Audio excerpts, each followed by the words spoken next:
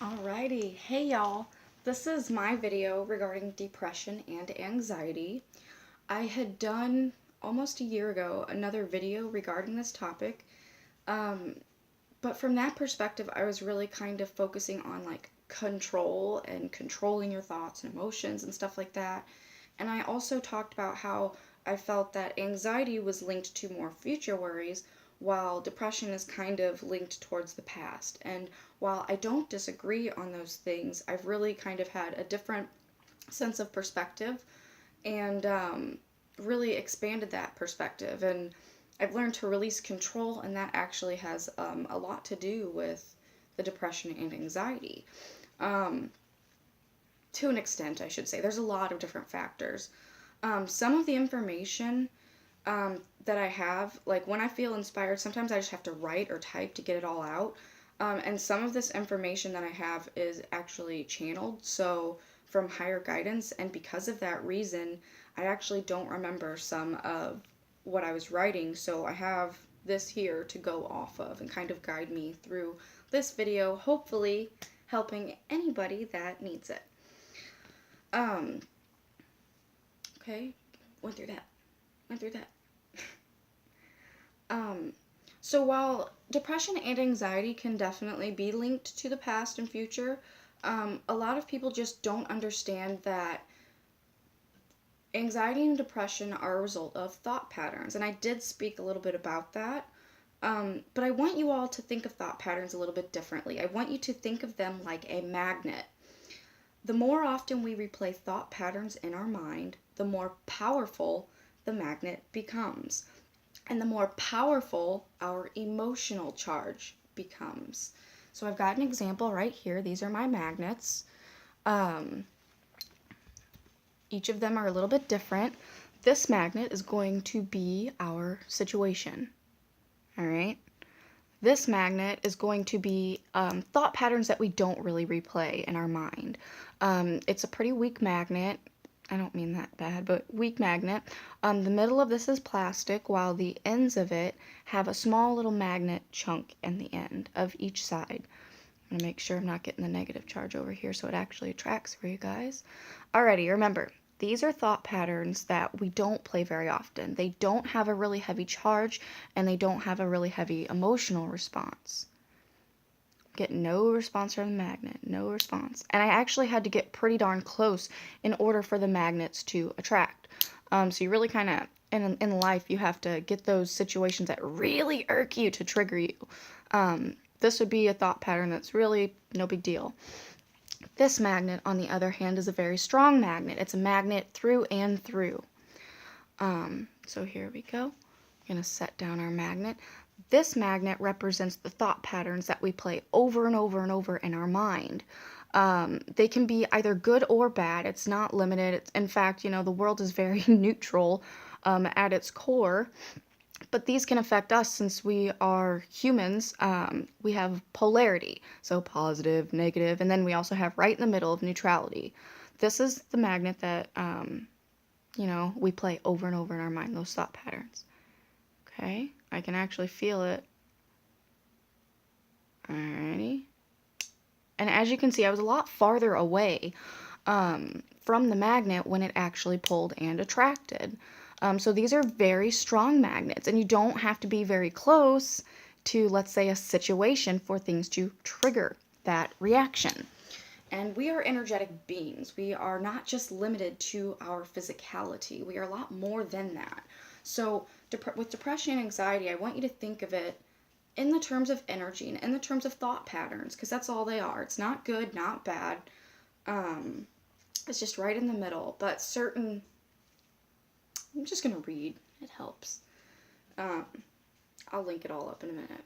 So many of these thought patterns were adopted and fed into during times of fear, during certain situations, and often in the past. And those periods of times with those very emotionally charged thought patterns were kind of bookmarked in time, so to speak.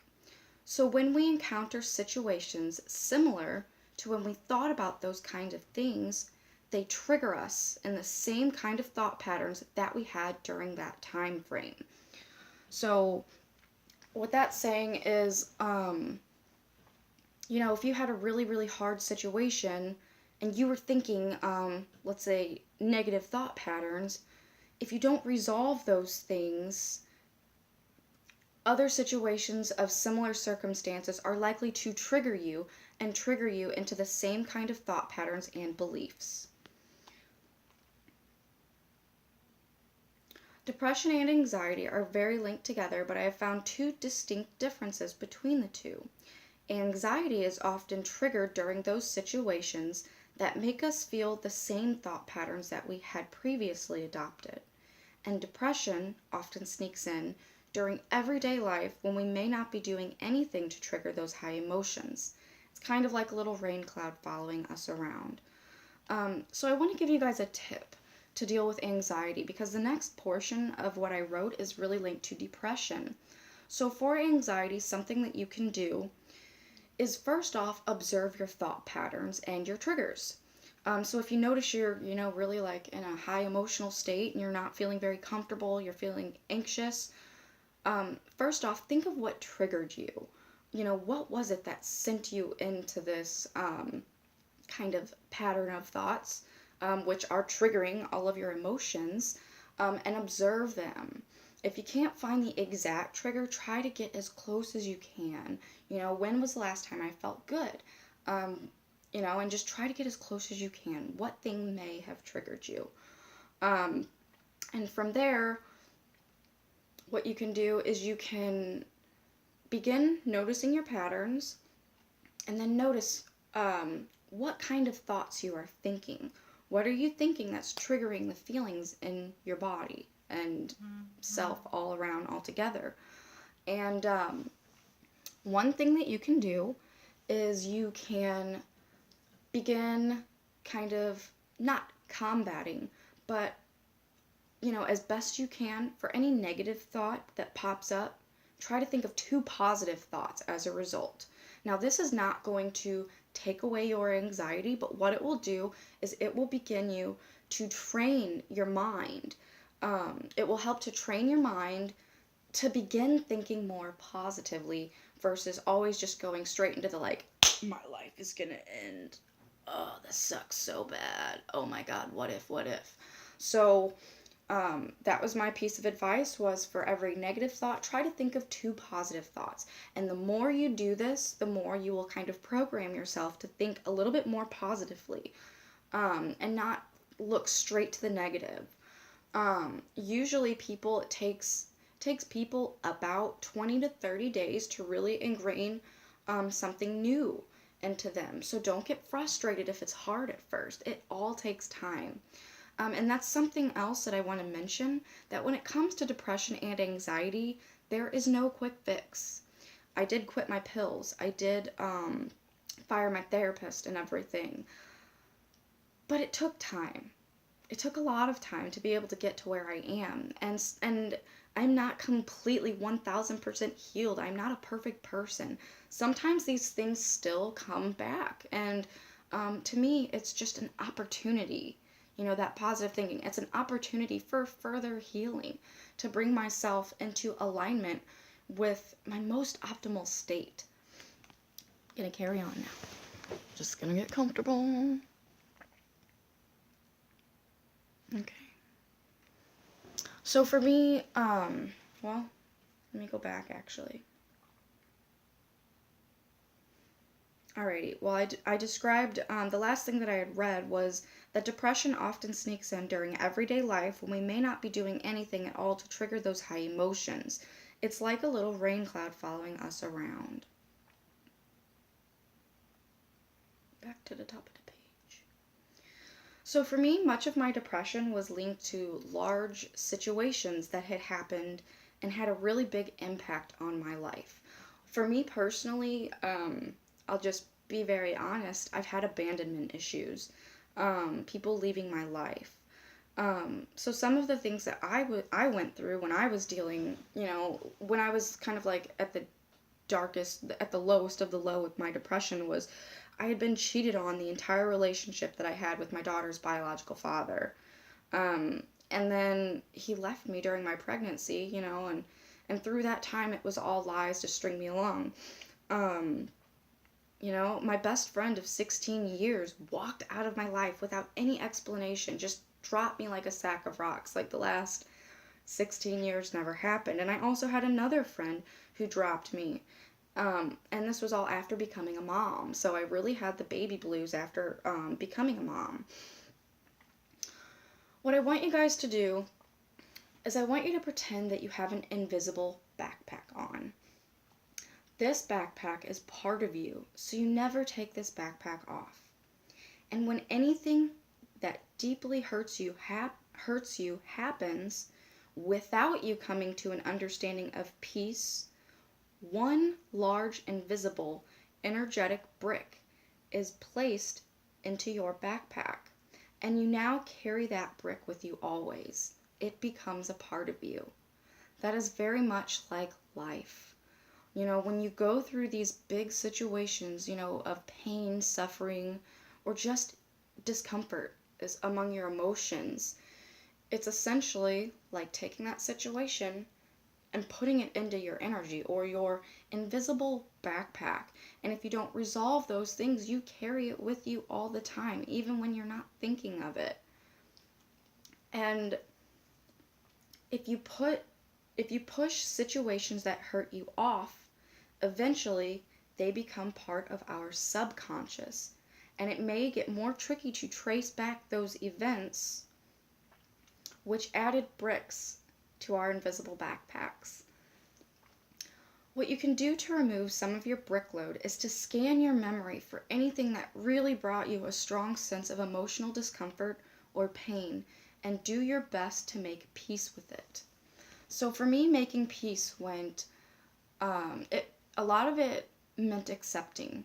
The biggest thing, and this is something that I still carry with me, this belief, is that you cannot control the lives of other people. You cannot control the choices that they make. You cannot control how they feel to you.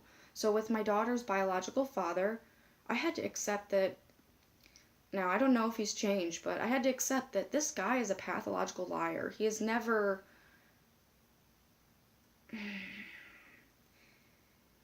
I really don't want to go that far back, but I had to accept him for who he was in that moment. He was not trustworthy, and I could not rely on him. I could not depend on him. So accepting that he was not ever going to be here, actually brought me a sense of relief, because I didn't have those expectations hanging over his head, like, oh, I expect you to do this and this and this. Because with expectations also comes suffering if it comes down to people not living up to your expectations. So accepting things for what they are was a big help. When it came to my friends leaving me, I also had to say, I cannot control if these people are going to react to me. I cannot control if they love me anymore. I say anymore like it was conditional. I cannot accept anything that they did, and it doesn't mean it's my fault. But what I did was I messaged them without the expectations of them ever responding back to me.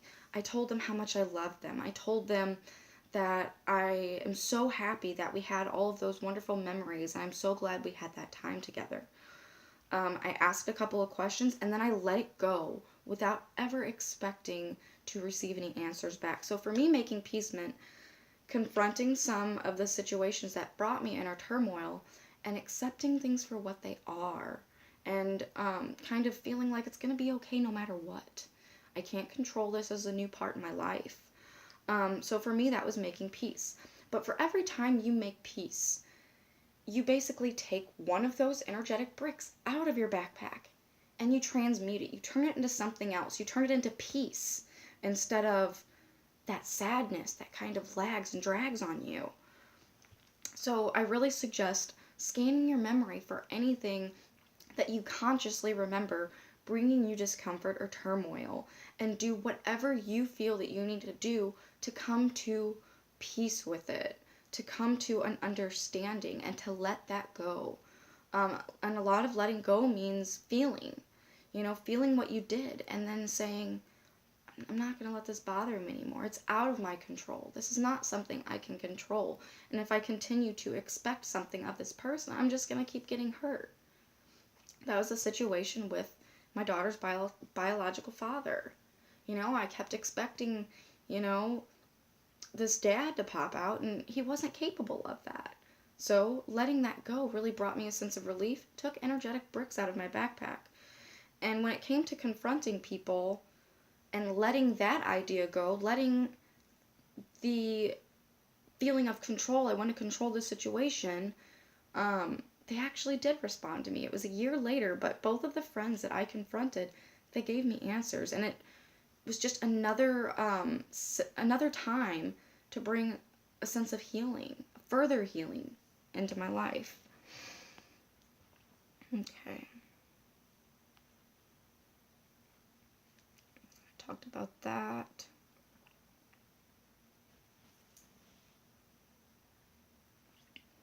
So that's something that you can do. Try your best to remove those energetic bricks from your backpack. Try your best to come to a sense of peace. And I find that this whole universe goes in a spiral. You may heal something to one extent, but that spiral may still come back around and need further healing. But that's the beautiful thing about life, is you heal yourself as best as you can, you bring yourself as much peace as you can, and then later on you get another opportunity to heal yourself. Now, with depression, a lot of anxiety can also be linked to this. I find it is not just linked to your past. What it really is linked to is your heart and being connected with your life purpose and what you are meant to do here. Being connected with your passion, your solar plexus. This is why I want to do a meditation. And being connected with your sense of joy and fulfillment. If you are not connected with these things, if you have resolved a lot of your past, if you don't have a lot of that stuff weighing you down and you still feel depressed,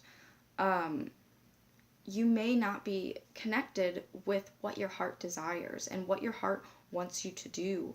And when I say life purpose, I'm saying this because this part really bogged me down for a long time.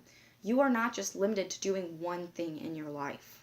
I thought, oh, this must be my purpose. And for me, I am what people call a multi-potentialite. I am into a lot of different things. And it's one reason why I want to create my own career, because I can't just do one thing. I have to do a lot of things. Your purpose could be vast. You could be meant to do so many different things. We all have different gifts. We all have different talents. And if you are out of connection with that and what brings you that sense of love, then you may be experiencing depression and anxiety as a result of not doing, what it is you want to do with your life. So something that you can do is you can actually explore. If you don't have any idea what you are meant to do, just explore what you love. For me, spirituality is my thing. In every single way, shape, and form. I am a super spiritual human, even though I am very human indeed. I'm really getting connected with my creativity and deepening my spiritual practice and creating products and potentially making a shop, and I'm so excited. But you see how pumped up I get about that? It's because I love it. And I feel more connected to my purpose than ever. And I realize my purpose is not any one thing. Your purpose could be working with children and doing crafts with children, singing, dancing. Your purpose could be all of the creative arts. Your purpose could be inspiring people, or communication, or creating courses.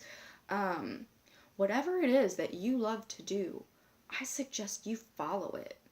And something my daughter has taught me is that we often forget how to follow what we love through life and expectations that other people hold over us. You need to be this doctor. You must do this. And, oh, Mom, I want to just please you. I just want you to be happy. I don't want you to feel disappointment in me, so I'm going to spend all this money doing this because you think it's best for me. And a lot of people take those beliefs and they think that stuff is best for them too. That was just an example, and it's not to shame or blame anybody for doing that stuff. I did that for a long time, but what I'm saying is more than anything, you need to follow what you love.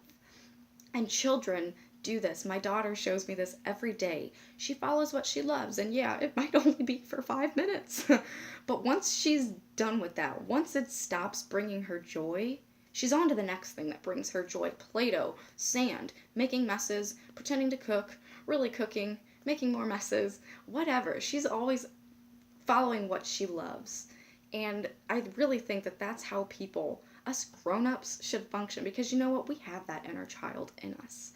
That free spirit. I'm 25 years old and I'm told I don't act like it at all because I just try to keep that fun, positivity, there we go, alive. And I don't want to just be weighed down by anything. Um, Anyways, I'm just getting kind of excited and pumped. But but if you're experiencing depression and anxiety, remove those bricks from your backpack. As far as anxiety goes, um, start training your brain to see some of the positive things in life. And if you really connect yourself with that heart center and follow what you love, a lot of the other things will just kind of fade away and fall off until that cycle comes back around for you to bring further healing to it. I realize this video is over 20 minutes long. It's probably going to take a day, maybe 2 days to upload it, but you know what? I don't really care. This is something that I do feel really passionate about because I realize so many people deal with this on a day-to-day basis. And I want to show you guys that there's another way of life. There really is hope.